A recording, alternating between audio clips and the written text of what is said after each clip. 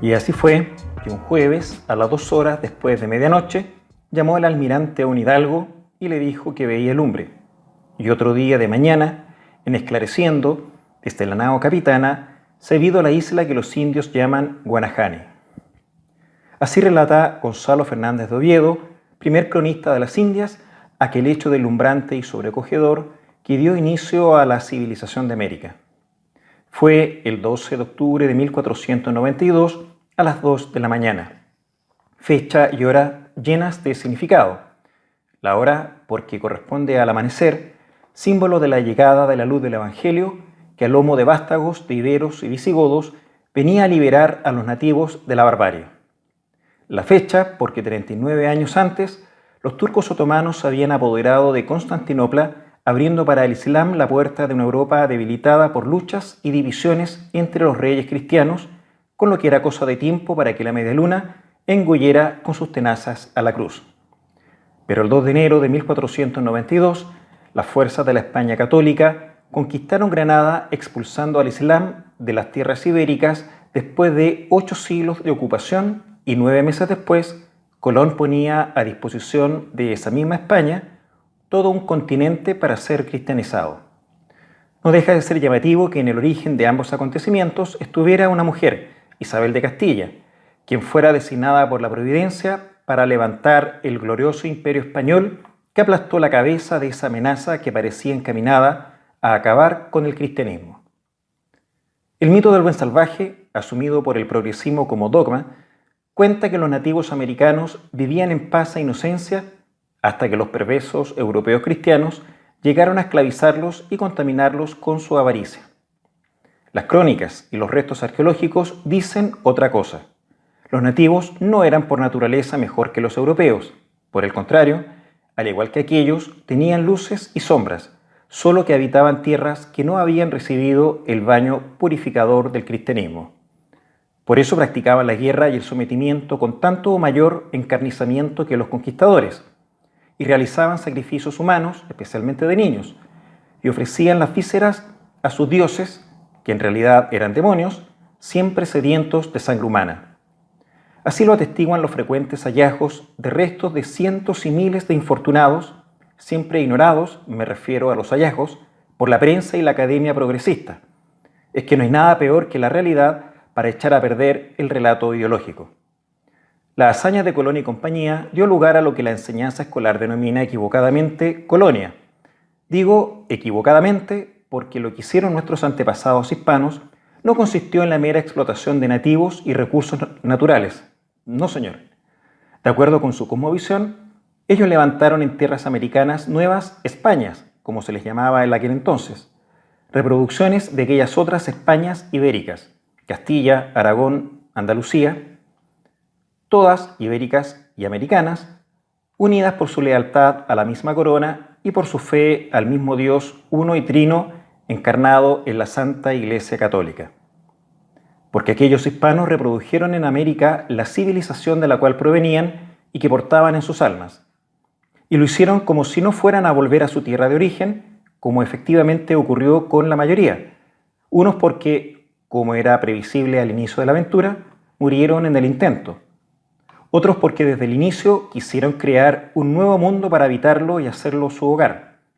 Otros porque una vez en América se enamoraron de ella haciéndola su Hispanoamérica.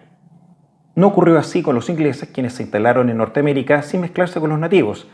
De hecho, casi los exterminaron y a los pocos que quedaron los redujeron a guetos o reservas. Apenas llegados, los hispanos se cuestionaron, aspecto muy idiosincrático suyo, siempre cuestionándose para bien y para mal, si los nativos eran o no personas. Ignoro si alguna vez los ingleses hicieron cuestionamiento semejante. Y la reina Isabel declaró a los nativos no solo personas, sino también sus hijos, súbditos, y ordenó que ninguno sea osado de les hacer mal ni daño. Dado que según la reina las nativas eran personas, los hispanos se aparejaron con ellas haciéndolas concubinas o esposas, engendrando hijos y haciendo familias. Cabe destacar que España fue el primer país europeo en validar los matrimonios mestizos. Y levantaron ciudades construyendo casas, plazas, iglesias, hospitales y universidades, obras desconocidas para los indios.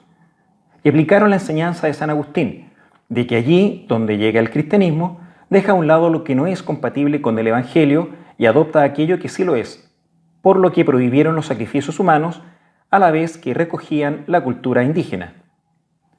Así fue como en 1596 se creó en Perú la Cátedra Universitaria de Quechua, obligatoria para los clérigos, pues debían evangelizar a los nativos en su idioma.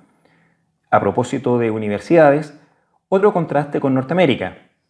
Cuando se creó la primera universidad allí, la de Harvard, en 1636, en Hispanoamérica ya existían 23, comenzando con la de San Marcos, creada en 1551. Y no me imagino que en Harvard haya existido una cátedra con el idioma de los Pieles Rojas o los apaches. La gloria del Imperio Español causó la envidia de sus rivales europeos.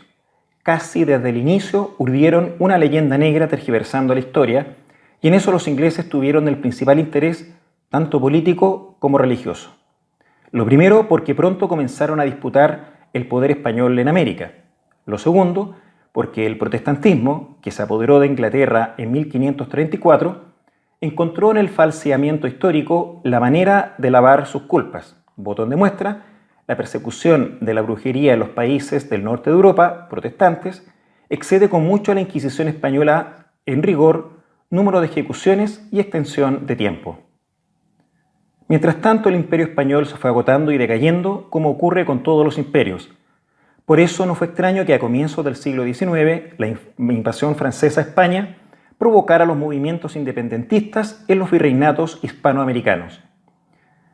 Cabe hacer notar que en las guerras a que dieron lugar, promovidas por las élites criollas influenciadas por las ideas provenientes de Francia e Inglaterra, rivales de España, los nativos tomaron partido mayoritariamente por la corona, a la que se mantenían leales a pesar de no conocer al rey, hecho que tal vez se explica por lo benévola que les resultó la obra civilizadora hispana. La leyenda negra caló profundo a los españoles, manifestación inequívoca de su desproporcionada y curiosa capacidad de autoflagelación.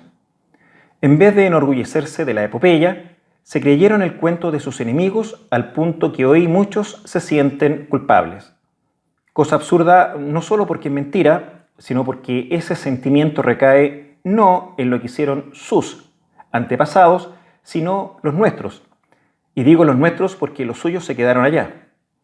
Es el tipo de tonteras a que da lugar el progresismo, el cual se hace eco de la leyenda negra porque en su afán de acabar con el cristianismo no trepida en falsear la historia.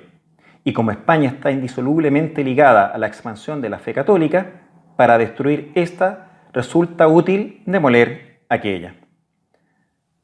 Acabamos de conmemorar el Día de la Raza, gran fiesta. Obviamente los políticos progresistas, de la mano de otros que lo que no tienen de progresistas lo tienen de despistados, han querido vaciarla de contenido, cambiando el día de celebración y variando su significado. Para nosotros, amantes de la tradición y de nuestra cultura cristiana occidental, es ocasión propicia para conmemorar la obra de nuestros antepasados. Recemos por ellos. Conozcamos su epopeya, enorgullezcámonos de lo que hicieron y transmitámoslo a nuestros hijos. Es parte de la lucha cultural que hemos de dar.